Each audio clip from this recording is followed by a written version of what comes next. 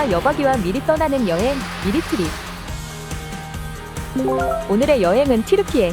오스만 제국의 계승 국가로 튀르키예는 튀르키족의 땅을 의미하는데요. 국토 97%는 아시아, 3%는 유럽에 있어 동서양을 아우르는 국가입니다. 과거부터 실크로드 교역이 꽃피우며 다양한 동서양 문화와 기독교, 이슬람 등 다양한 종교가 공존해왔던 튀르키예. 게다가 3대 미식 국가라고도 불리며 다양한 풍미 또한 유명한데요. 찬란한 문화를 바탕으로 살아있는 박물관이라 불리는 튀르키예를 만나보세요.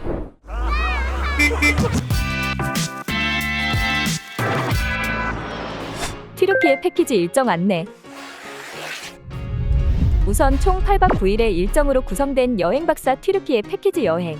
튀르키예 주요 관광지와 도시를 관광하고 11대 특식까지 느낄 수 있어 튀르키예의 아름다움과 풍미를 경험할 수 있는 일정입니다. 인천국제공항에서 이스탄불 국제공항까지 편안한 국적기를 이용하며 약 12시간의 비행시간이 예상됩니다. 수화물은 1인당 23kg까지 무료로 위탁 가능합니다. 시차는 튀르키예가 서울보다 6시간 느립니다. 전압의 경우 220V로 한국과 같아 별도의 어댑터가 필요 없습니다. 호텔은 월드체인 2박을 포함 전 일정 5성급 호텔이며 관광지 근처의 숙소에서 머물게 됩니다. 온천 호텔 이용 시 사용할 수영복, 수영모자, 슬리퍼를 지참해주세요. 래쉬가드는 가능하지만 일반 티셔츠나 반바지는 불가합니다. 각 지역별 이동에 소요되는 시간은 위와 같으니 참고해주세요.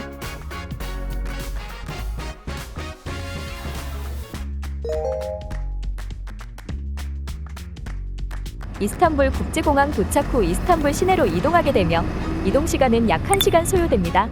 동서양 문명의 교착지 이스탄불 도착 후 호텔 투숙을 하며 첫날 일정을 마무리하게 됩니다. 동로마 제국의 황제 유스티니아누스 1세의 명으로 건설된 성소피아 성당입니다. 유네스코 세계문화유산으로 흔히 아야소피아라고 불립니다. 동로마 제국의 황제 유스티니아누스 1세의 명으로 건설됐으며 1453년 오스만 제국에 의해 동로마 제국이 멸망당한 후 이슬람 모스크로 개조돼 600년간 황실 전용 예배 장소로 사용됐습니다. 현재는 튀르키예 국부 무스타파 케말의 지시로 1934년 박물관으로 개방됐습니다. 현존하는 가장 큰 비잔틴 양식의 성당이자 기독교와 이슬람이 조화된 성소피아 성당입니다. 이스탄불의 대표적 모스크 블루 모스크입니다. 1609년 술탄 아흐메트 1세의 명에 의해 지어져 술탄 아흐메트 모스크라고 불리며 세계에서 가장 아름다운 모스크란 평가를 받는데요. 블루 모스크란 이름의 유래는 모스크 안벽면을 뒤덮은 푸른 도자기 타일 때문입니다. 튀르키예의 수도이자 두 번째로 큰 도시인 앙카라에서의 첫 관광지는 한국공원입니다.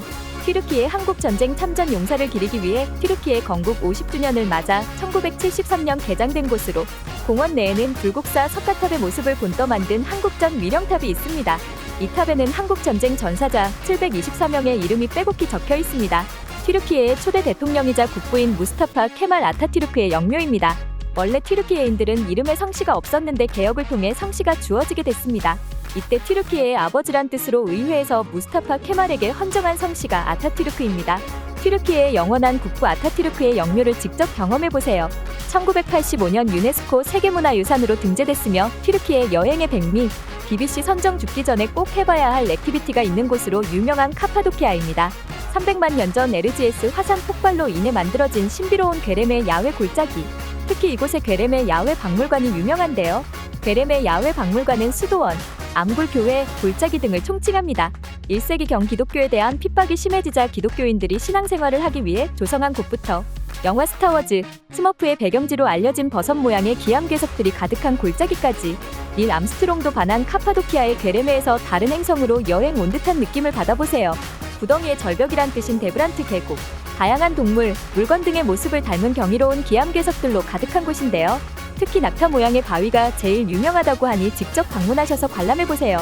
해발 1270m로 카파도키아에서 가장 높은 곳에 있는 천연 요새 우치이사르, 15세기 비잔틴 제국이 몰락하자 동로마 제국의 피난처로 사용되기도 한 곳입니다. 카파도키아의 전망을 한 번에 감상할 수 있으며 신비한 풍경을 자랑하는 곳입니다. 깊이 약 85m 깊이의 지하 동굴 데링크류, 주로 종교 박해를 피해온 종교인들이 숨어 산 지하 도시인데요. 환기시설, 교회, 학교, 양조장까지 있었으며 2만 명 이상의 사람들이 거주했다고 전해집니다. 튀르키예 남부 지중해 연안에 위치한 항구 도시이자 남부 최대의 관광도시, 연중 300일 이상 날이 맑아 관광수도라고도 불리는 안탈리아입니다. 안탈리아의 상징인 이올리 미나레 모스크에 있는 이올리탑, 1230년 셀주크 왕조 술탄에 의해 지어졌으며 38m 높이인데요. 아나톨리아 반도에서 가장 오래된 다중동 건축물로도 유명합니다. 안탈리아의 관문인 하드리아누스 문은 서기 130년경 로마 황제 하드리아누스의 방문을 기념해 세워진 문입니다. 정교하면서 아름다운 문양이 돋보이는 걸로 유명합니다. 할레이치라고도 불리는 안탈리아 구시가지를 탐방하는 시간입니다. 안탈리아의 역사가 시작된 곳으로 대부분 관광객들이 안탈리아 여행을 시작하는 곳입니다. 모카의 성이라는 뜻의 튀르키예 3대 명소 파무칼레. 세계적인 면화 생산국 튀르키예인 만큼 파무칼레의 모카제베 광경에서 지어진 이름인데요. 1만 4천년 동안 탄산칼슘 성분이 침전되어 생성된 석회암 지대는 몽환적인 풍경을 선보입니다. 특히 이곳의 온천은 과거 로마 시대 때부터 치료 목적으로 많은 방문이 있던 곳입니다. 1988년 유네스코 세계문화유산에 등재된 파무칼레를 방문해보세요. 파무칼레의 성스러움으로 인해 과거 로마 시대에 지어진 도시 히에라폴리스, 고대 로마 황제와 가족들이 치료와 휴양을 위해 방문하던 곳인데요. 15,000명을 수용할 수 있는 대규모 원형극장부터 네크로폴리스라 불리며 당시 치유를 위해 방문했다 생을 마감한 이들의 무덤까지 로마의 문명을 접하는 시간 히에라폴리스입니다. 그리스인들에 의해 형성된 마을 시린제. 1923년 튀르키예 그리스 전쟁이 끝나 민족교환 조약에 의해 거주하던 그리스인들이 사라지며 빈 마을에 튀르키예인들이 이주해 다시 활기를 찾은 마을입니다. 시린제 마을의 구시가지와 포도주를 시음하는 시간까지 함께 즐겨보세요. 유네스코 세계문화유산이자 앞으로도 발굴과 복원에 100년 이상이 걸린다고 하는 헬레니즘 시대 종교와 문화예술의 중심지 에페수스. 로마 소아시아의 총독 켈수스 폴레마이아누스를 기념하기 위해 지어진 켈수스 도서관. 무덤과 도서관을 겸한 2층 구조의 건축물인데요. 당시 장서가 1만 2천여 권이 넘었다고 합니다. 특히 도서관 입구에는 4개의 석상이 있는데 지혜, 지식, 지능, 덕망을 의미합니다. 아쉽게도 복제품으로 진품은 오스트리아에 있다고 합니다. 서기 138년 에페수스의 시민들이 로마 황제인 하드리아누스에게 바친 신전입니다.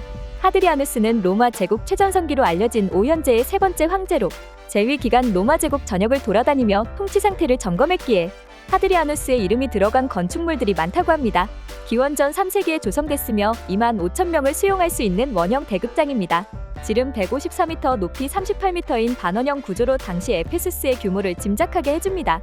무대에서 큰 소리를 내지 않아도 무대 끝까지 전달될 수 있도록 과학적으로 설계됐다고 합니다. 오스만 제국의 첫 주요 도시이자 두 번째 수도인 부르사 관광 시간입니다. 라마단 기간 동안 기도 시간을 알리기 위해 대포를 쐈던 토파네 공원. 토파네 광장에는 부르사 시내를 한눈에 볼 수 있는 전망대가 있으며 화재 감시를 위해 사용되던 시계탑도 관광할 수 있습니다. 부르사 그랜드 모스크라고도 불리며 1396년에 착공해 1399년 완공된 모스크 올루자미 니코폴리스 전투의 대승을 기념하기 위해 건설됐습니다. 셀주크 튀르크 건축 양식의 영향을 받은 오스만 제국 초기 건축 양식을 볼 수 있습니다. 이스탄불을 아시아와 유럽으로 나누는 에게해와 흑해 사이의 보스포루스 해협. 이러한 지리적 특징 때문에 고대부터 문명의 중심지이자 요충지였습니다.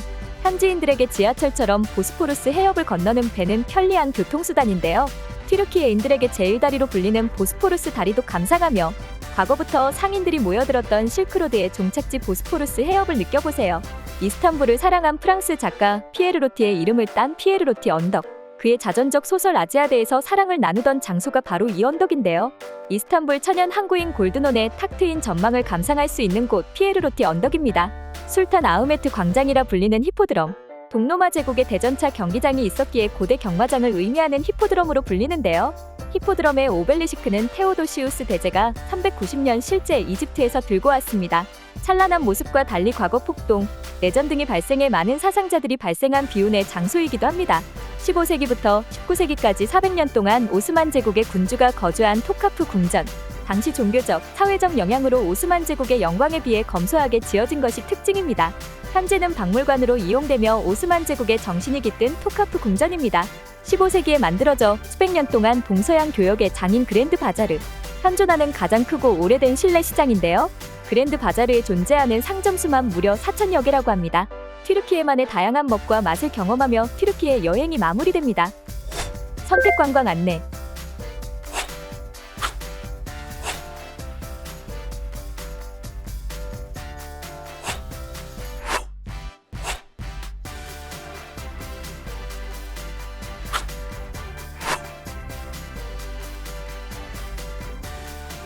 여행 박사 패키지 여행 핵심 포인트.